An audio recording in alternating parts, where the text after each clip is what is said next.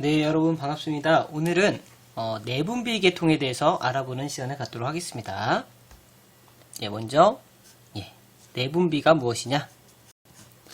그럼 여러분 내분비 하면 그 반대말이 무엇일까요? 쉽게 예상해 볼 수 있겠죠? 외분비가 되겠습니다. 그러면 이 두 개의 차이가 뭘까요?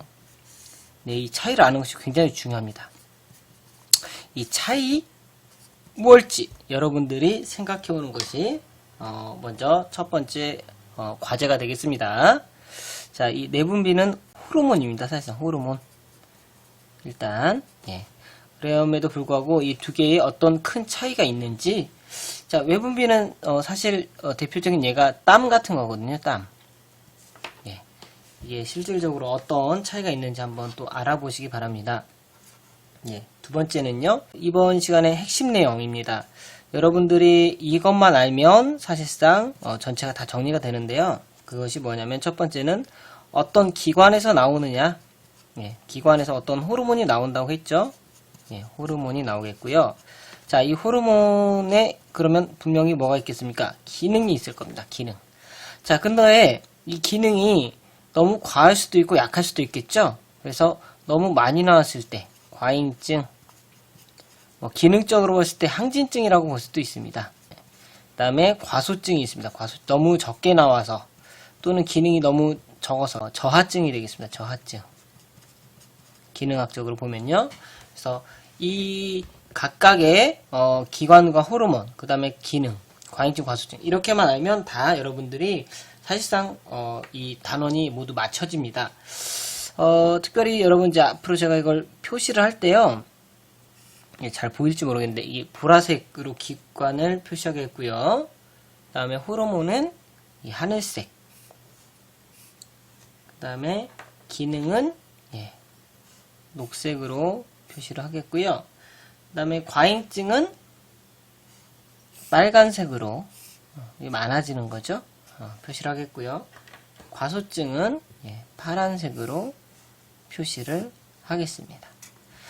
이렇게 표시를 할 테니까 참고하시기 바랍니다. 그 다음에 우리가 세 번째로 이제 호르몬. 이게 지금 호르몬에 관한 사실상 단원인데요.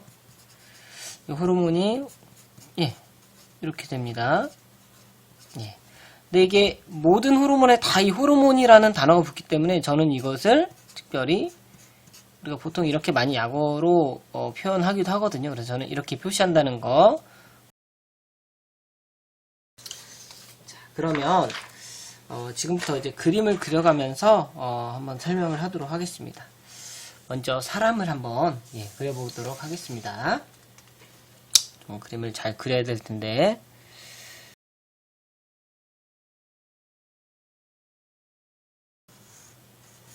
이 정도 그리고, 자, 그 다음에 요 위에 이제 시상이 있고요. 그 밑에 우리가 여러분들 알고 있는 뇌하수체가 이렇게 존재합니다. 제가 조금 크게 표현을 했습니다. 실제로 더 작지만. 그 다음에 이 목 부위에 갑상샘이 있겠고요. 우리 써가면서 할까요? 바로바로. 왜냐면은 또 헷갈릴 수가 있기 때문에. 자, 그래서 표시를 해보겠습니다. 이게 뇌하수체의 압엽입니다. 이렇게 두 개로 나눴죠? 그래서 뇌하수체의 앞쪽 부분이 되겠고요. 그 다음에 이 위쪽 부분에 조그만하게 튀어나온 부분이 있거든요. 이것을 우리가 또 솔방울샘이라고 불러요. 솔방울샘, 송과체라고도 부릅니다. 구형으로. 자, 그 다음에 나오는 것이 뇌하수체 요 뒤엽입니다. 그쵸? 이 되겠고요. 자, 그 다음에요. 방금 이제 나비 모양으로 그렸던 부분이 있죠? 자, 이 부분이 갑상샘이 되겠습니다. 갑상샘. 자, 근데 아주 특이한 게 있는데요. 이 갑상샘 뒤쪽 면으로 사실은 이렇게 조그만한 4개의 점이 존재를 하게 되거든요. 그래서 요 안에 있는 요 점을 또 우리가 부갑상샘이라고 합니다. 부갑상샘이 되겠고요. 자, 그 다음에 이제 요 아래쪽으로 가면 콩팥이 있습니다. 신장이 이렇게 존재하죠.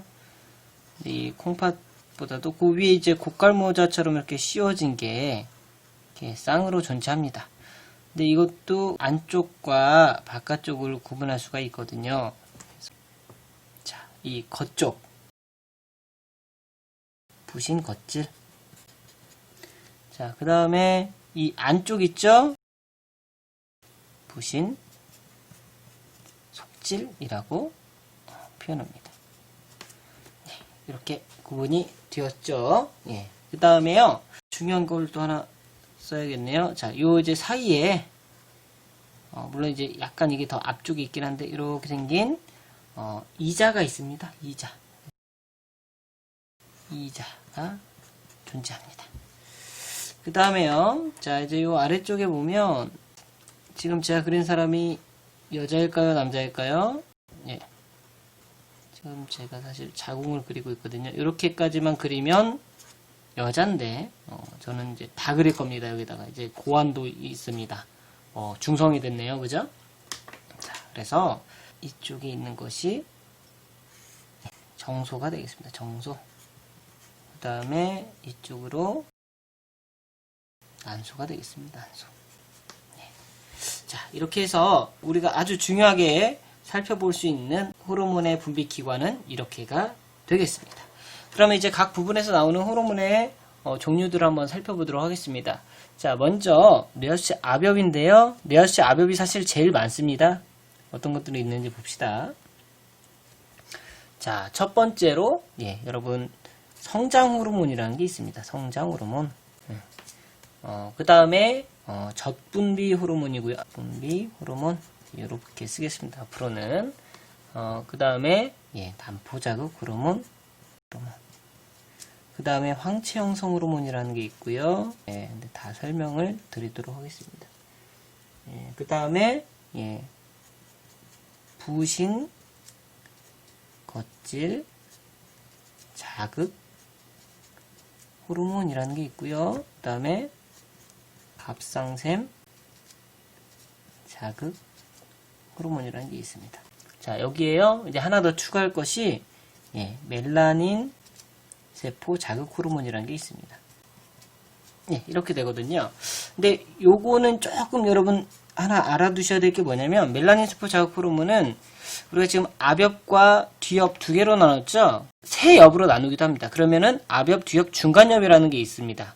근데 우리가 중간엽으로 이 세 개로 구분할 때는 이 멜라닌 세포 자극 호르몬이 이 중간엽에서 나와요. 하지만 굳이 세 개로 구분하지 않는다고 했을 때, 그냥 두 개로만 구분한다고 한다면 멜라닌 세포 자극 호르몬은 뇌하수체 압엽에서 나온다는 거. 그래서 지금 이 상태에서는 이것을 그냥 압엽 호르몬으로 넣었습니다.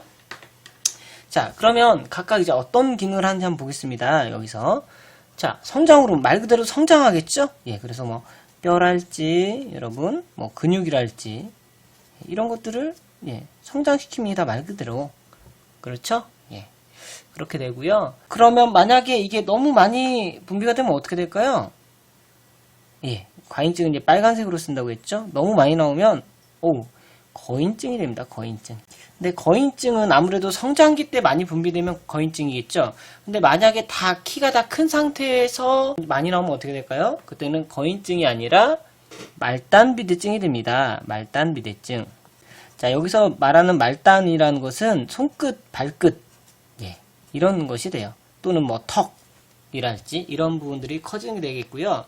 너무 적게 나오면 어떻게 될까요? 이때는 외소증이 발생합니다. 외소증.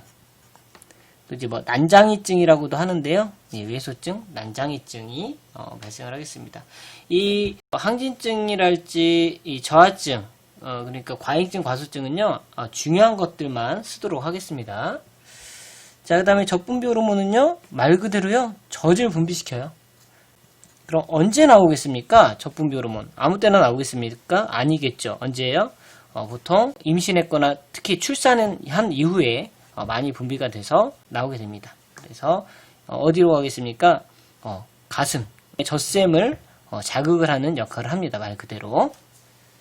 자, 그 다음에 난포자극 호르몬은요 이거는 이제 생식세포를 자극합니다. 생식세포가 뭐죠? 남성과 여성에서 각각 다르죠? 남성에서는 뭐겠습니까? 정자가 되어 있고 여성에서는 난자가 되겠죠. 발달, 그 다음에 성숙, 뭐 이런 것들을 일으켜요. 기본적으로. 예, 그렇게 되겠습니다. 그 다음에 황체 형성 호르몬은요, 어떤 역할을 할까요? 예, 주로 성호르몬을 분비시켜요.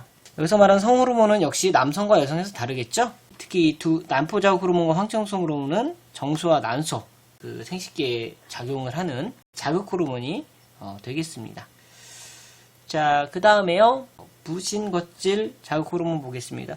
말 그대로 뭐겠습니까? 예, 이건 너무 말 그대로 부신거질을 자극합니다.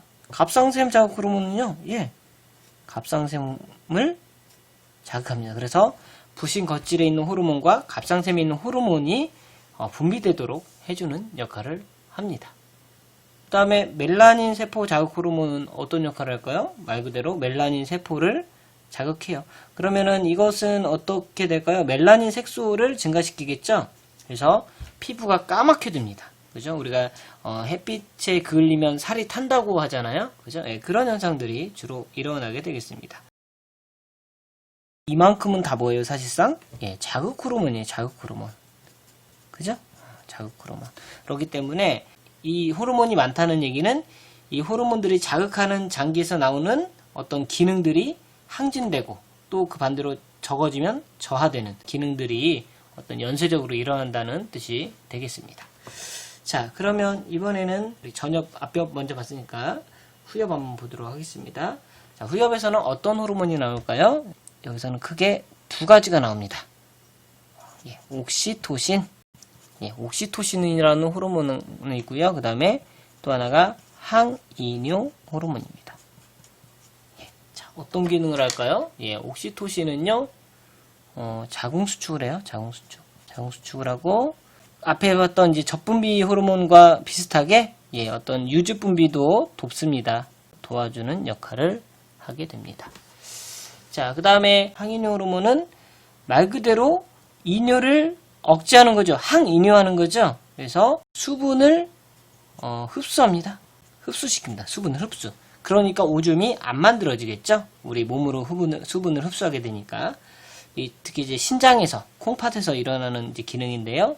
그래서 이것은 이제 뇌하수체 뒤엽에서 나오는 호르몬이에요. 자, 그럼 여기서 우리가 또 하나 알아봐야 될 것이 뭐냐면, 항이뇨 호르몬이 많이 나왔을 때와 적게 나왔을 때. 근데 문제가 되는 게 특히 적게 나왔을 때거든요. 자, 보세요. 항이뇨 호르몬이 적게 나오면 오줌을 억제하는 기능이 적어지니까 오줌이 많이 나오겠죠. 그러니까 그걸 뭐라고 하냐면 우리가 요붕증이라고 합니다. 요붕증. 항이뇨 호르몬이 적게 나왔을 때, 그때 오줌이 많이 나오게 되는 요붕증이라는 현상이 발생하게 됩니다. 그다음에 그 위에 있는 거 바로 볼까요? 솔방울샘은 어떤 역할을 할까요? 여기 딱 하나 나오는데요. 여러분 이제 주의할 것이 여기 멜라닌 세포 자극 호르몬이 있었죠? 근데 여기는 이제 멜라토닌이라는 호르몬이 나와요. 이름이 비슷해서 많이 헷갈려 있는데 멜라닌 색소는 여러분 머리카락을 까맣게 하는 그런 까만 색소고요. 멜라토닌은 한마디로 얘기하자면 일종의 생체시계예요. 생체시계. 미국을 가면 어때요? 시차가 차이 나죠? 그렇기 때문에 어때요? 낮 시간에도 졸리게 되죠. 왜요? 우리 몸이 한국 시간에 맞춰져 있기 때문에. 그래서 그 시계, 맞춰진 시계가 이 멜라토닌이라는 호르몬 때문에 맞춰지게 됩니다. 그래서 햇빛을 또 받으면 그쪽에 다시 적응을 하게 되겠죠. 예, 그렇게 되겠습니다. 특히 여러분 이제 옥시토신 같은 경우도 너무 많이 나오면 어떻게 될까요? 특히 임신 중에 너무 많이 나오면요, 자궁이 수축돼서 유산이 되기도 해요. 그 다음에 너무 적게 나오면 이 말 그대로 자궁 수축이 안 되겠죠. 그러니까 아기가 힘들게 나오는 뭐 난산에 걸리기도 한다고 해요. 난산. 네. 그래서 이 정도로 이해를 하시면 되겠습니다. 자, 그 다음에 우리 갑상샘으로 한번 넘어가 보겠습니다. 자, 갑상샘에서는 말 그대로 예, 크게 두 개인데요. 일단 말 그대로 갑상샘 호르몬이 나옵니다. 갑상샘 호르몬. 또 하나가 나오는데요. 그걸 이제 칼시토닌이라고 해요. 칼시토닌. 이때 이거 마저 같이 볼게요. 부갑상샘에서는 말 그대로 부갑상샘 호르몬이 나옵니다. 왜 제가 이걸 같이 쓰냐면 이제 기능이 연결되어 있기 때문에 그래요. 예. 자, 일단은 기능을 한번 보겠습니다. 자, 갑상샘 호르몬은요, 한마디로 세포 대사를 촉진시켜요. 그래서 우리 몸에 있는 모든 세포들, 어떤 장기들이 활동할 수 있도록 도와주는 겁니다. 자, 이게 너무 많이 나오면 이제 어떻게 될까를 좀 얘기를 해야 되는데, 자, 세포대사가 막 촉진이 되면 이제 나오는 게 먼저 결론부터 말씀드리겠습니다. 크게 이제 두 가지인데요. 예. 다세도우병이라는 것이 있고요. 또 이제 그레이브스병이라는 게 있어요. 다세도우병과 그레이브스병, 이 두 개는 제가 둘 다 빨간색으로 썼죠. 즉 기본적으로 갑상샘 호르몬이 많이 나오겠죠.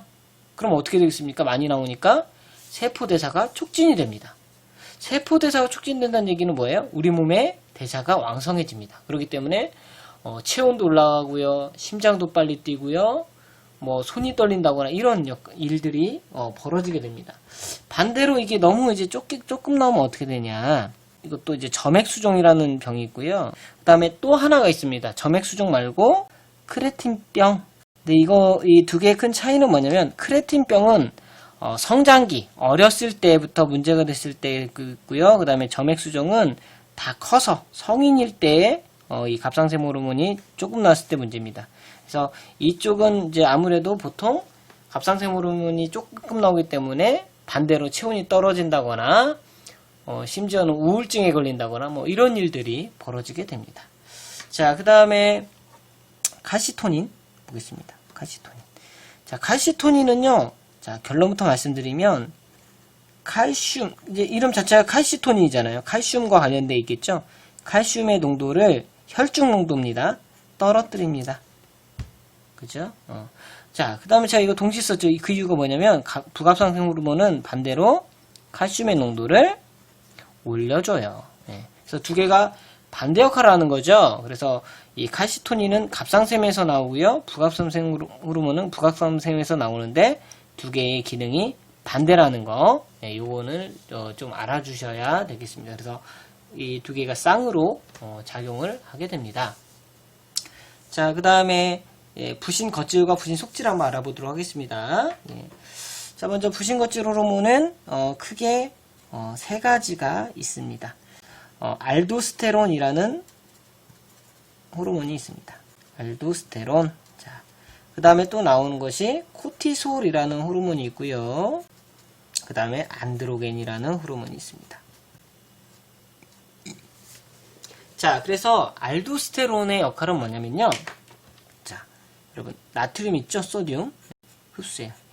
흡수하니까 혈중의 나트륨 농도가 높아지고, 근데 이 나트륨은 이동할 때 뭘 함께 가지고 다니냐면 물과 대동해서 다닙니다. 물. 그래서 물이 또 많아지겠죠? 자, 몸에 물이 많아지면 결과적으로 어떻게 되냐면 혈압이 상승해요. 결국 나트륨을 흡수해서 혈압을 올리는 것이 되겠고요. 만약에 그러면 이게 많아지면 어떻게 되겠어요? 혈압이 올라가겠죠? 그런 증상을 콘증후군이라고 얘기해요. 콘증후군이라고 얘기를 합니다. 만약에 이게 너무 적게 나오면 어떻게 될까요? 혈압이 떨어지겠죠? 그래서 저혈압 증상이 나타난다고 합니다. 저혈압. 그렇겠죠? 자, 그 다음에 코티솔은요, 어떤 역할을 하냐면, 이거는 한마디로 얘기하자면 스트레스 방어 호르몬이에요. 스트레스를 받았을 때 나오거든요. 그래서 우리 몸을 스트레스로부터 방어하게 해주는 호르몬이고요. 또 하나 특징이 뭐냐면, 면역력이 떨어져요. 면역력. 아주 독특한데, 면역력이 떨어집니다. 요거는 아주 이제 특징적인 게 뭐냐면, 과잉증과 과소증이 너무 명확해요. 과잉증을 우리가 쿠싱 증후군이라고 하고요. 그 다음에 과소증, 즉 이 코티솔이 너무 적게 나왔을 때를 우리가 에디슨 증후군이라고 해요. 둘 다 사람 이름입니다. 조금 이제 헷갈리니까 이렇게 묶어 놓겠습니다. 묶어 놓기는. 그래서 쿠싱 증후군과 에디슨 증후군이 되겠고요. 안드로겐은 혹시 뭘까요? 이거는 성호르몬인데요. 특히 이제 남성 호르몬, 이 안드로라는 뜻 자체가 남성이란 뜻이에요. 그래서 일종의 남성 호르몬이라고 넓은 범주에서 보시면 되겠습니다. 자, 그렇게 되고요. 그 다음에 부신, 이번에 속질 한번 보겠습니다. 부신 속질에서는 어떤 호르몬이 나오느냐 한번 보도록 하겠습니다. 부신 속질에서는요, 자, 에피네프린과 그 다음에 노르에피네프린. 자, 둘 다 뭐 거의 유사한데요. 이제 화학적인 조금 약간의 차이가 있고요. 자, 이것의 주요 기능은 뭐냐면 교감신경이 흥분했을 때 나옵니다. 교감신경. 그 다음에 또 하나 특징이 전체적으로 스트레스에 대한 반응이에요. 그러니까 무슨 얘기냐면 스트레스 받으면 어떻게 되죠? 화가 나면 혈압이 올라가고 뭐 심장도 빨리 뛰고 이제 그렇게 되겠죠. 이 호르몬들이 그런 역할을 하게 됩니다. 그래서 이게 뭐 너무 많이 나오거나 하면 또 뭐 고혈압이 발생될 수 있겠죠. 이거 한번 써놓을까요? 그러면은 고혈압 이렇게 될 수 있겠죠. 그죠? 그 다음에 이자에서는 어떤 호르몬이 나오냐? 크게 이제 중요한 두 개만 알아볼게요. 자, 이자에서는 알파 세포라는 게 있고요, 베타 세포라는 게 있는데, 자, 알파 세포에서 나오는 호르몬이 글루카곤입니다. 그 다음에 베타 세포에서 나오는 것이 인슐린입니다. 인슐린. 자, 그래서 기본적으로 여러분 결론부터 말하면 글루카곤은요, 혈당 있죠? 혈액 중에 혈당을 증가시킵니다. 증가. 인슐린은요, 혈당을 떨어뜨려요. 저장을 하기도 하고 이렇게 해서 떨어뜨립니다. 여기서 이제 아주 중요한 것 중 하나가 뭐냐면, 만약 인슐린이 너무 적게 나오면 어떻게 될까요? 혈당 떨어뜨리는 것을 못하겠죠. 그러니까 이게 당뇨입니다. 당뇨와 관련되어 있어요. 당뇨와 관련이 있는 게 인슐린이구나, 이렇게 알아두시면 되겠습니다. 자, 그 다음에 성호르몬만 보면 되겠네요. 자, 난소에서는요, 크게 두 가지가 나옵니다. 자, 에스트로겐이라는 호르몬과 그 다음에 프로게스테론, 이렇게 호르몬이 나오고요. 그다음 남성에서는 들어보셨을 거예요. 테스토스테론. 여기 테스티스가 사실 정소라는 뜻이 되는데요. 어쨌든 테스토스테론이 나옵니다. 이거의 역할은 뭐예요? 이거는 뭐 남성성을 나타내게 되죠. 남성성. 그러니까 이제 안드로겐의 사실은 이 테스토스테론이 안드로겐에 어떤 속하는 개념이 됩니다. 사실은. 그 다음에 자, 에스트로겐은 여성성을 나타냅니다. 테스토스테론과 반대되는 개념의 호르몬이 되겠죠. 자, 그 다음에 프로게스테론은요, 아주 이제 중요한 호르몬인데, 한마디로 임신 유지 호르몬이에요. 정말 임신이 됐는데 프로게스테론이 안 나오면요, 유산이 됩니다. 심한 경우에는. 정말 이것이 부족하게 되면 초기 유산이 돼요. 이렇게 됩니다. 지금 제가 쭉 이제 정리를 했는데, 이 정도만 알아두셔도 정말 거의 다 이해를 했다고 봐도 무방할 만큼. 자, 다만 여기서 이제 여러분들이 하나 이제 보셔야 될 것이, 여기 갑상샘 자극 호르몬 있죠? 이것이 뭘 자극해요? 말 그대로 갑상샘. 그죠? 그 다음에 부신겉질 자극 호르몬이 부신겉질을 자극하겠죠? 그 다음에 이 난포 자극 호르몬과 황치형성 호르몬은요, 정소와 난소 모두를 자극하게 됩니다. 여기서 이제 특히 여러분들 주의해서 알아둬야 될 것이 뭐냐면, 난포 자극, 황치형성 둘 다 뭐예요? 여성 생식기, 즉 이 난소에 해당하는 얘기거든요. 난포나 황체라는 게. 그럼에도 불구하고 둘 다 남성의 정소에도 작동을 한다는 거. 이것이 좀 헷갈릴 수 있는 부분이거든요. 근데 이것도 헷갈리지 않고 잘 알아두셔야 되겠습니다. 각 기관들, 그 다음에 그 기관들에서 나오는 호르몬, 그 다음에 기능, 그 다음에 주요한 과잉증과 과소증들을 이렇게 좀 정리해 봤습니다. 이 시간 마치도록 하겠습니다.